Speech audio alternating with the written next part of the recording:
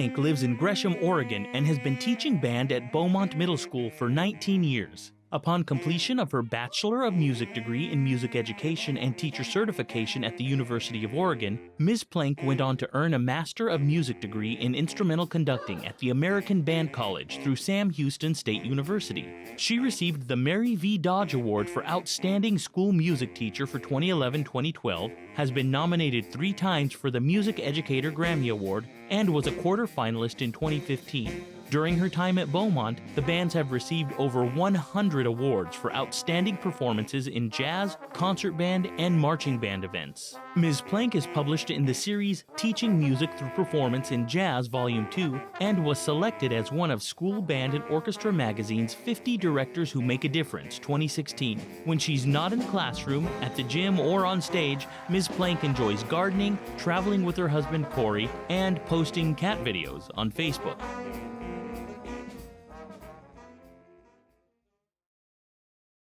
Hi, everybody. My name is Cynthia Plank, and I teach band at Beaumont Middle School. And I just want to say how pleased and honored I am to be able to present to you some ideas on getting a jazz band started and making it easy and fun for you and the kids, especially if you feel like you don't know very much about jazz. I feel like when you're a new teacher and you mention the word jazz band to your kids, you're going to hear them say, I don't like jazz. Well, really, they don't know what it is. And for a lot of people, when they say, I don't like jazz, it's because they're thinking about people taking really long solos that just sounds like the person on stage is barfing up a lot of notes and it doesn't make any sense musically. So for kids especially, I think they're shy about new things and especially taking solos. And there's a mystique that jazz is hard. So anything that they're not really good at right away, they could be a little bit nervous about doing. So I want to come to this with you from a different angle and not even call it jazz band or improvisation and not even worry about the instrumentation of your band at the beginning. You can use this approach with all ages of students, middle school, high school, and even adults with a few simple adaptations. I feel like most musicians like to play loud and fast, and they like music with a beat, especially the kids. So if we can try to meet them where they are, and it's a little easier to take them somewhere new. So I think we want to make sure that we're exposing the kids to a wide variety of music, including, of course, swing and funk and blues and world music and pop. I think students today are used to instant gratification, and so the challenge for us as teachers is to keep the instrument in their hand long enough for them to have the skills to play something fun. Or maybe you can start them improvising and having fun when they're just learning to play, which is really fun. So if you can give your students a fun rhythmic experience when they only know 3 or 5 notes, then I think they feel like they're in control and they're doing something cool, even though they might not be able to play a whole scale. So I think you can get your students to improvise and not even tell them what it is. A fun way that I like to do that with my 6th grade bands is a call and response. So even when we're playing just one note on our instruments, if I play a rhythm for them, do, do, do, do, they can play that back. They don't know what it is. They don't need to know that there's a dotted quarter eighth note pattern in there. They just want to play that back. Another way to make that really fun is to put Dr. Beat, your metronome, on in the background, but put it with a cool beat. So the kids feel like, oh, this is something I know. And all of a sudden, they're playing one note, they're copying what you do, and they are improvising just a little bit. That call and response is the very first start to that.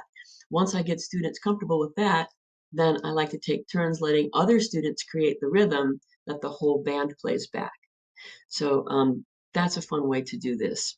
When we're doing call and response, it's really important to encourage them to play in front of the band every day, to get everybody used to playing in front of the band. So when you have students do that, you want to encourage them at whatever level of success that they have found. So I'll say, your tone and posture were amazing. I really like that rhythm that you chose. What would it sound like if you played some notes short and some notes long? Would it be easier for us to copy that rhythm if you were tonguing? What if you played some notes soft and some notes loud? Just give them some ways to vary what they're doing, which will turn into things that they should be doing in their jazz solo.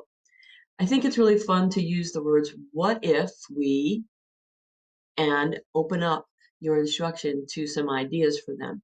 What if we play this part 3 times? What if I play this note high and this note low?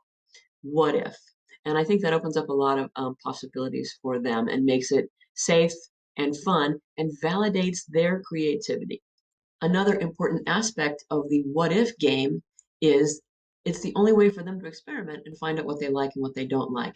And with your more advanced ensembles, it can help you problem solve to fix something in a tune that you didn't like. Why does this section not sound right? Oh, what if we only had the flutes play here? What if we had the flutes and the trombones do this part in unison? What if? I mentioned using the metronome to help your students find the pulse and make it sound more like music to them and not quite as dorky as tick tock, tock, tock, tick tock, tock. So if you put that metronome on with a cool beat, you can really help them start to develop their sense of time, start to develop their sense of pulse.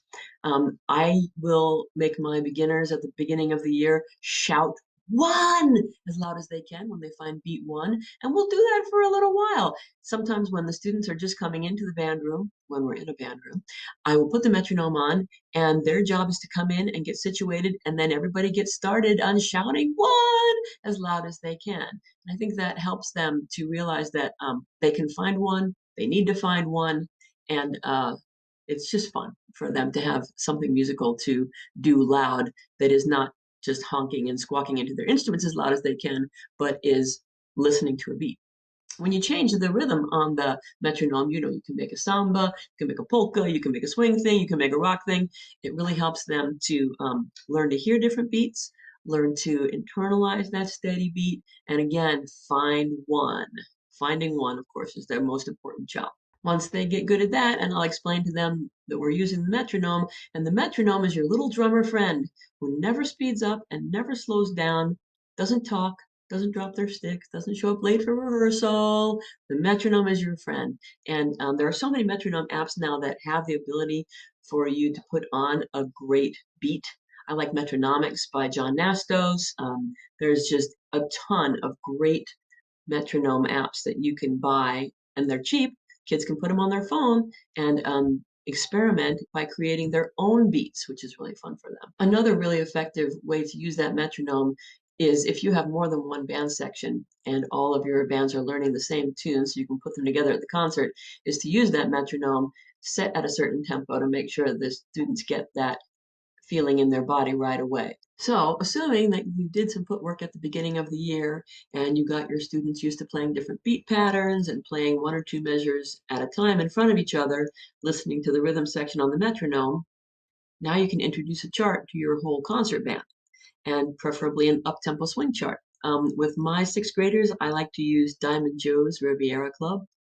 And by the way, I will put links at the end of the presentation to all the things that I talk about.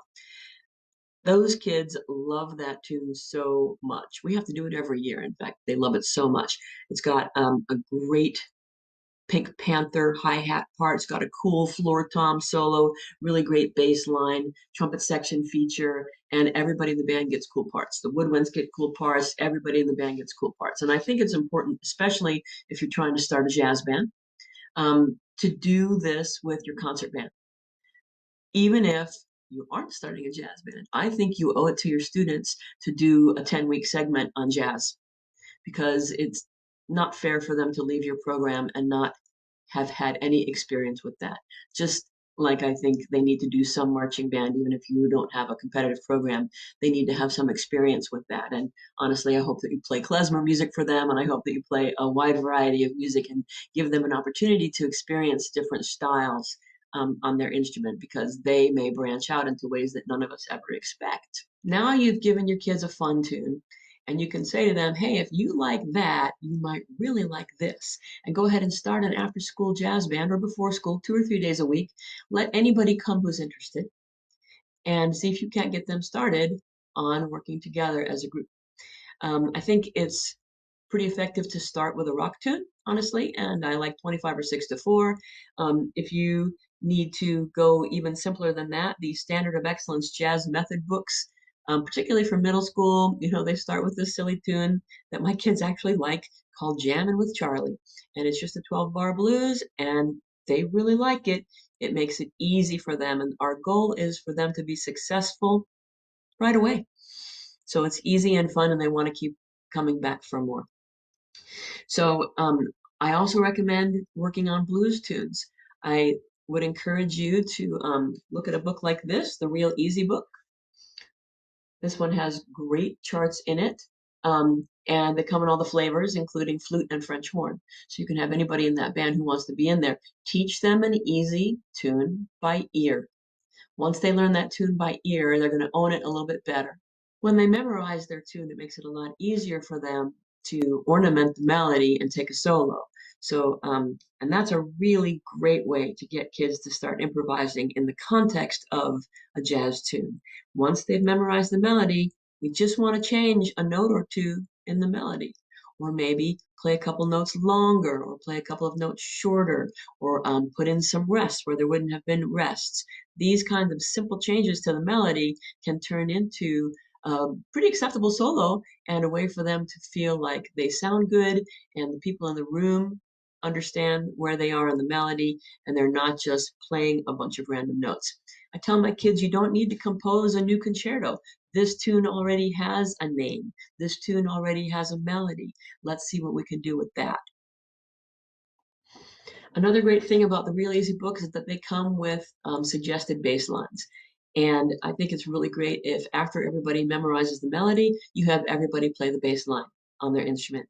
Then you can have one part of the room playing the melody, say all the woodwinds playing the melody and all the brass and rhythm are playing the bass line. Or you can switch it around so that all the woodwinds are playing the bass line and for once the trombones finally get the melody. I would encourage you to have your drummer learn to play the rhythm of the melody on their drum set.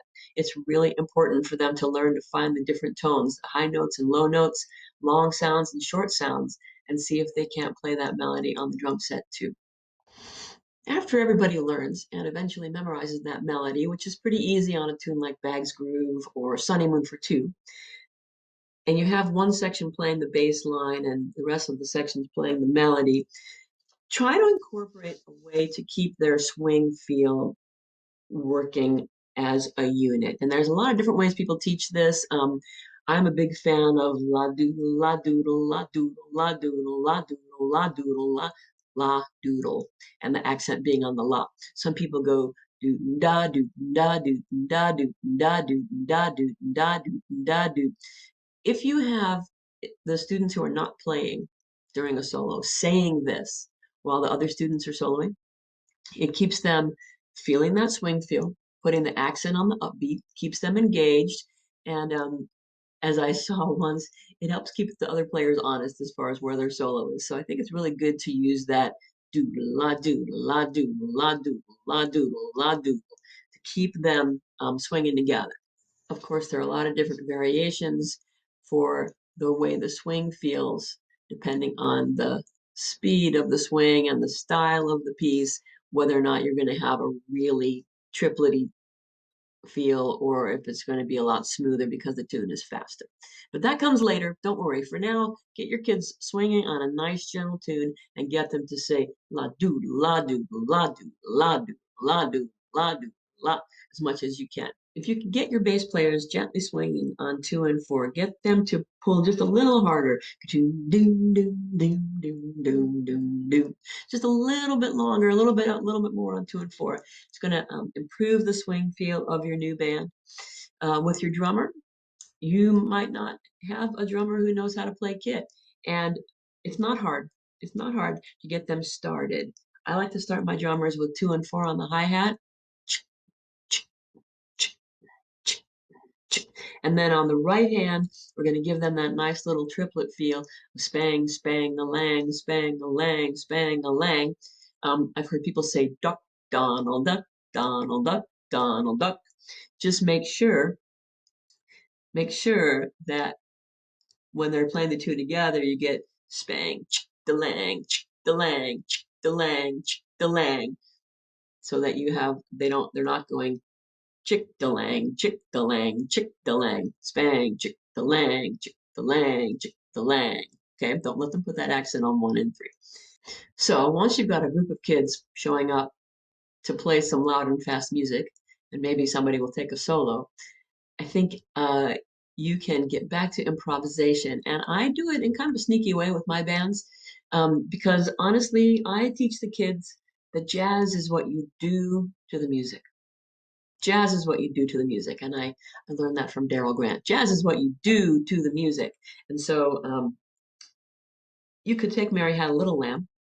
And I saw Ron Carter do this once in a clinic. It was just the most amazing thing. And take Mary Had a Little Lamb and play it one time. Do do do do do do do do do do. It was great. It was kind of swinging, but then play it again for them and make some changes. Zoo boo boo doo boo doo ba doo boo doo ba doo ba doo boo doo doo doo doo doo boo doo doo. So now here's a tune that they know, three notes, but you added something to the melody and made it fun. And if you can get them to do that, they can feel like they are doing the jazz because they are, and make it swing. Another really fun tune to play for them is Over the Rainbow. There's a tune that everybody knows and loves, but there are so many great performances of people taking that and really making it into something beautiful. I'm a big fan of Frank West and his treatment of Over the Rainbow because I am a flutist and I love Frank West. So if we've got them to ornament that melody, and either by adding notes or taking notes away or playing some notes longer or adding a trill or a scoop or a growl here and there, ask them to keep the melody playing through their head while they're taking their solo. Everything that they play should fit musically with what's in that melody. Um, Rhythmic alterations are easy and sound cool, and it's a really great way to make something interesting without losing your place in the melody. If you're giving your kids a jazz tune and there's a written solo in there, if your kids are still shy, have them learn the written solo with the goal of altering it. Sometimes there's a couple of measures of the solo that have altered chords or the changers are moving a little bit quickly. You can borrow from the written solo there if they're not quite ready to figure out how to use that E flat 9 sharp 11 to make it sound right, when really that chord is just reflecting the fact that the melody has a cool note. I'm going to mention the dreaded blues scale here. The dreaded blues scale and my disclaimer with it. There's a certain usefulness to teaching blues scales and letting students noodle, or as I like to call it, barf, over a blues scale. Young players in particular can find the colors of the blues scale intriguing and safe and cool. And I feel like if it gives them an opportunity and a vehicle to play out and feel good about taking a solo, it's an okay first step. It's especially a good call for call and response exercises with a teacher. And it's also good when you're trying to teach them to limit their solo ideas to 2 or 3 notes. Honestly, not enough young players really learn how to play over a blues very well. So there's no shame in working on a blues scale, as long as you eventually teach them where it doesn't work. So just remember that is one of several baby steps, and it is not the first step, and it's not the last step. So some tunes that I like to use to get my kids to improvise without making it a big deal. For my 6th graders, I use Louie Louie, and they love it because anybody can play a short little 8-bar solo, and I do it in the band key of B flat and let them take a little blues scale solo in there. And next thing you know, everybody's rocking out, and the one kid who learned to play before everybody else might be a superstar in your program is getting to take an improvised solo. It also gives you an opportunity to teach the band how to watch you for cues, and it's just really fun. So sometimes we have played Louie Louie in my classroom for upwards of 20 minutes, and it's a good thing I don't mind. For the 7th and 8th graders, I like to use C Jam Blues and Now's the Time and St. Thomas. Super easy tunes to improvise over, particularly St. Thomas, which works pretty well with a major scale. So for your improvisers who are shy, that's a great tune. Plus, it's a straight 8th note tune, sounds good at a variety of tempos. You can find recordings of it at a variety of tempos to give them something to listen to. So St. Thomas is a really fun tune to teach without even talking about the blues scale. If you're at home teaching like I am right now, we have a lot of opportunities to do things with our jazz bands this year that we don't always feel like we have time to do in other years, including teaching the kids about contrafacts. So where you can play one melody over the chord changes of another song. And I would encourage you to help them make up their own melodies, even if it means that in Mary Had a Little Lamb, we're going to lower the third. Something to make it cool and different, give them some opportunities to feel like they are contributing to the composition of the music without writing an entire new tune. If you give them permission to change the music, you will be amazed at what your students can do. Once you've gotten past the basic blues scale attack on solos or the major scale approach to solos, you can teach your band seventh chords. You can do it. Major, minor, dominant, half diminished, fully diminished. You can teach your band how to do this if they know how to play a major scale. It's worth doing. It's worth doing. I have my students in the advanced jazz band play a seventh chord warm up every day where they play the major chord, then they lower the seventh and they make the dominant chord, and they lower the third and make the minor chord, and so on until they're playing 5 seventh chords every day in 6 keys. This helps them. We also spend some time chanting the triads: C, E, G, C sharp, E sharp, G sharp, D, F sharp, A, major triads. I just have them chant them, gives me a chance to talk about enharmonic equivalents, and it gets it so that they can really spit out those triads quickly. I don't worry right now about sevenths because the way triads work, of course, you just extend to the next one. You find where the seventh is. So teach them major triads and have them memorize that. It's really, really helpful. Once you're talking about major scales and lowering certain chord tones, now you can have them build that blues scale instead of playing it by ear. You can have them build their blues scale in a couple different keys. And I think that's really helpful for them so that they can see the math that is going to go into that and that it's possible to do it in 12 keys. With my beginning jazz bands, I like to use a warm up that my mentor teacher, Joe Ingram, showed me, where the students will play their blues scale like this: a whole note for every note in the scale, going up and then down. When you get back down to the bottom, then you're going to play it in half notes, all the way up, all the way down, back to the bottom, up and down in quarter notes, back to the bottom, up and down in eighth notes, and then back at the bottom, up and down in 16th notes, with the trombones holding a pedal tone on the root.